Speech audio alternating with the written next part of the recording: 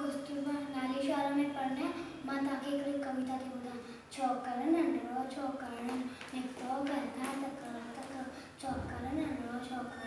एक तो घर का तक हाथ से तुमने छाती पे सिरते काई काई टोपी कुंदो आयो कुंदो नदी किनारे कुंदो तुझे ठाई बाबू करो दस उठाए तक दस उठाए तक चौकर डोरो बिजलेगा चौकर डोरो बिजलेगा मुझे तो बाबू इतना बोलो सैकी मैंने शाम को शियाने ठाई शियाने